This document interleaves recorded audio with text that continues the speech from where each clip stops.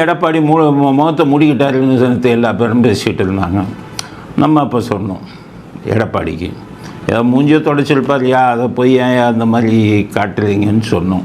இன்றைக்கி எடப்பாடியே சொல்லிட்டார், எப்போ முகத்தை துடைக்கிறதுக்கு கட்சி போட்டேன், எவனோ ஒருத்தன் ஃபோட்டோ எடுத்துவிட்டான் வீடியோ, அதை எல்லா இதுலேயும் பரப்பி நான் முகத்தை நான் ஏன் முகத்தை மூடணும் அப்படின்ட்டு இவர் எடப்பாடி பதில் சொல்லிட்டாரு. வீட்டிலிருந்து வெளியில் ஒரு காரில் என் முகத்தை துடைக்கிறேன், அப்பொழுது அதை எடுத்து அரசியல் பண்ணுகிறது வெக்கமாகவும் வேதனையாகவும் இருக்குது. அது மட்டும் இல்லாமல் அந்த வீடியோ போட்டவங்களுக்கு நோட்டீஸ் அனுப்பியிருக்காருன்னு ஒரு செய்தி வந்திருக்கு எடப்பாடி. அதனால் எடப்பாடி உண்மையிலே வேணும்னே முகமுடி போடல, அந்த ஒவ்வொரு போட்ட மாதிரி யார் நம்ம தினகரன் முகமுடி போட்ட மாதிரி எடப்பாடி போடல, ஏதோ மூஞ்சியை தொடச்சிருக்காரு. அப்போ லீகல் நோட்டீஸ் அனுப்பிட்டார். ஸ்டாலினுக்கு ஒரு லீகல் நோட்டீஸ் அனுப்பணும் எடப்பாடி. ஏன்னா ஸ்டாலின் என்ன பண்ணுறாராம், காலில் விழுந்த பிறகு முகத்தை மூட கர்ச்சீஃப் எதற்கு அப்படிங்க. காலிலே விழுந்த பிறகு முகத்தை மூட கர்ச்சீஃப் எதுக்குன்னு தான் எல்லோரும் கேட்குறாங்க. காலில் விழுந்தாங்களாம் யார், எடப்பாடி. ஐயோ, அமித்ஷாவை போய் பார்த்துட்டு வந்தால் அது காலில் விழுகிறாங்க. ஒன்று பார்த்தாரா உள்ளே போய் அமித்ஷா காலில் விழுக. அண்ணாயிசம் பேசியவர்கள் என்று அடிமையிசம் ஆகிவிட்டார்கள், எவனை எழுதி கொடுத்துருக்கான். அதிமுக தொடங்கினப்போ தன்னுடைய கொள்கை அண்ணாயிசம்னு சொன்னாங்க. அதை இப்ப பழனிசாமி அவர்கள் அடிமையிசம்னு மாற்றி அமித்ஷாவே சரணம்னு மொத்தமா சரண்டர் ஆகிட்டார். அண்ணாயிசம் பேசியவர்கள் அடிமையிசம், அது யார் சொல்கிறார், எம்ஜிஆர் சொல்கிறார். என்ன அண்ணாயிசம் எம்ஜிஆர்கிட்ட கட்சி ஆரம்பித்த பிறகு ஒரு கேள்வி கேட்டாங்க, உங்களுடைய கட்சியின் கொள்கை என்னென்னு. ஒரே இதில் பதில் சொன்னார், அண்ணாயிசம் அதுதான் என் கட்சியின் கொள்கையினர். இவர் எம்ஜிஆர் பாட்டெல்லாம் பாடி ஊரை ஏமாற்றிக்கிட்டு இருக்காரு, நான் எம்ஜிஆர் ரசிகன், எம்ஜிஆர் படத்தை முதல் நாள் பார்த்துருவேன் அப்படின்னு சொல்கிறாரு. எம்ஜிஆர் சொன்ன அந்த அண்ணாயிசம்னு வார்த்தையை நீங்கள் கிண்டல் செய்யணும். அப்போ நீங்கள் எம்ஜிஆருக்கு எதிரி தானே, ஊரை ஏமாத்துறதுக்கு எம்ஜிஆர் பாட்டை பாடிக்கிட்டு இருக்கீங்க. அண்ணாயிசம் பேசியவர்கள் அடிமையிசம் பேசுகிறாங்களாம். எடப்பாடி பிஜேபி காலில் விழுந்துட்டாராம். உங்கள் கதை எமர்ஜென்சி கொண்டு வந்தோன்னா கருணாநிதி காலில் உங்கள் அப்பா போய் விழுகலையா? கருணாநிதி காலில் விழுந்த படங்கள்லாம் இன்டர்நெட்டில் வந்ததை ஸ்டாலின் பார்த்தீங்களா? 76லேயே காலில் இந்திரா காந்தி காலில் விழுந்து வருங்கால தமிழ்நாடு எப்படி காலில் விழுகணுங்கிறதுக்கு வழிகாட்டியவர் உங்கள் தந்தை. அது மட்டும் இல்லையே, 69ல் முரசொலி மாறனுக்கு வீடு அடமானம் வைக்கப்பட்ட போது ஏலத்துக்கு வந்த உடனே எம்ஜிஆர் காலில் போய் உங்கள் குடும்ப உறுப்பினர்கள் எல்லாம் காலில் விழவில்லையா, காப்பாற்றுங்க வீடு ஏலத்துக்கு வந்துருச்சுன்னு. அன்னைக்கு முரசொலி மாறன் வீட்டுக்கு ஏலத்திலிருந்து மீட்க உங்களுக்கு துப்பு இருந்ததா, உங்கள் தந்தைக்கு இருந்ததா? அன்னைக்கு போய் காலில் விழுந்து, எம்ஜிஆர் காலில் விழுந்து எங்கள் தங்கம்ங்கிற படத்தை அவரை நடிக்க வைத்து காசே கொடுக்காம அவர் ஃப்ரீயாக நடித்து கொடுத்த பணத்தில் வீட்டை ஏலத்திலிருந்து காப்பாற்றிய நீங்கள், அன்று எம்ஜிஆர் காலில் விழுந்து உதவி கேட்ட நீங்கள் வந்துக்கிட்டு பேசுகிறீங்களா?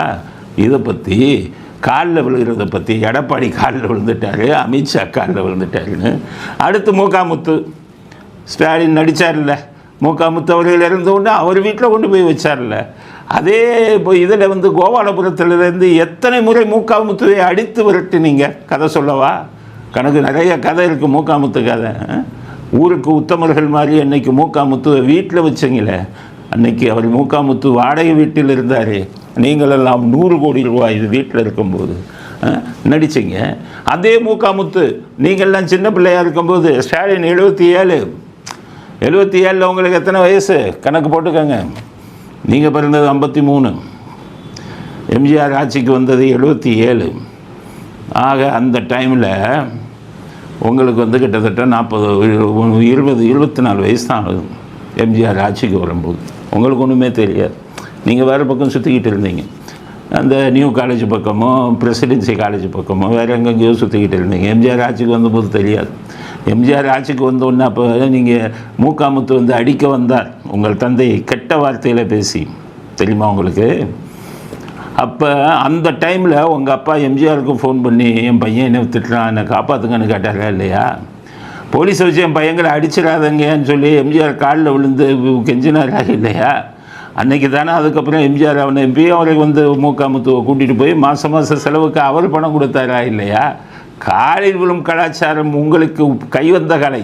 உங்களுக்கும் மற்றவர்களுக்கும் என்ன விஷயம்னா, மற்றவர்கள் தெரிந்து காலில் விழுவார்கள். நீங்கள் பூட்டின ரூமுக்குள்ளே வெளியில் தெரியாமல் வீடியோ எடுக்காமல் காலில் விழுவீங்க. ஏன் நீங்கள் காலில் விழுந்த கதை சொல்லவா? ஜிஎஸ்டி இது G2 இன்கம் டேக்ஸ் ரைடு வரும்போது யாருக்கும் தெரியாமல் நிர்மலா சீதாராமனை டெல்லி ஏர்போர்ட்டுக்கு வர சொல்லி அங்கே போய் அவர் காலில் விழுந்து ஜிஎஸ்டி இன்கம் டேக்ஸ் ரைடை நிறுத்த வச்சிங்களா இல்லையா? நீங்கள் காலில் விழுகிறத பற்றி பேசலாமா? உங்கள் தங்கை தூத்துக்குடியில் பாஜக நிற்கக்கூடாதுங்கிறதுக்காக அமித்ஷா காலில் விழுந்து அங்கே வேற ஒரு உங்கள் அந்த கட்சியில் நிற்க வைக்கிறதுக்கு கெஞ்சினாங்களா இல்லையா? காலில் விழுந்தது உங்கள் குடும்பத்திற்கே கை வந்த கலை.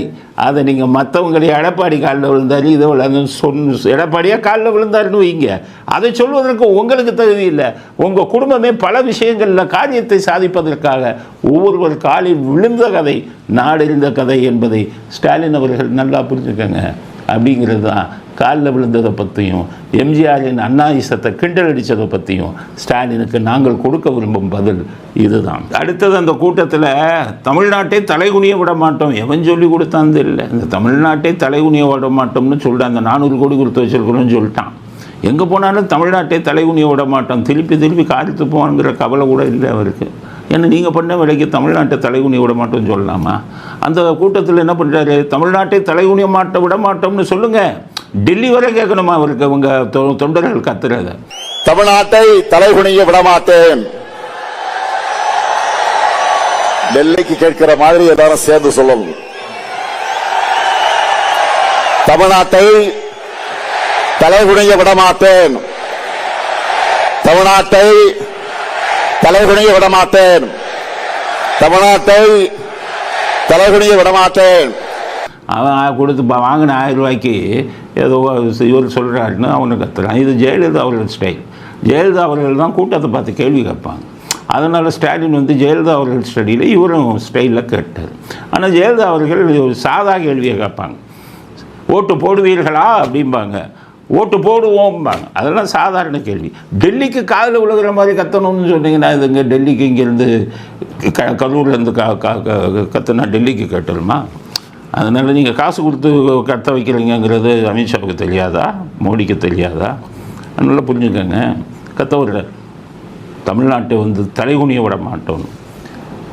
இதில் டாஸ்மாகில் 49,000 கோடி கொள்ளையடிக்கிறீங்க, 40,000 கோடியிலேருந்து 49,000ன்னு சொல்லி அமித்ஷா இங்கே வந்து பேசிட்டு போனார். அதை இந்தியாவில் இருக்கிறவங்க பூரா கேட்டானே. அதை விட தமிழ்நாட்டுக்கு தலைகுனிவு என்ன இருக்குது? இன்னமும் தலைகுனியணுமா?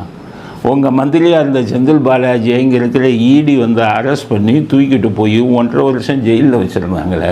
அன்றைக்கே உங்கள் மான மரியாதைலாம் போயிடுச்சு. நீங்கள் அதில் கமிஷன் வாங்கின கதையெல்லாம் எல்லாத்துக்கும் தெரிஞ்சிருச்சு.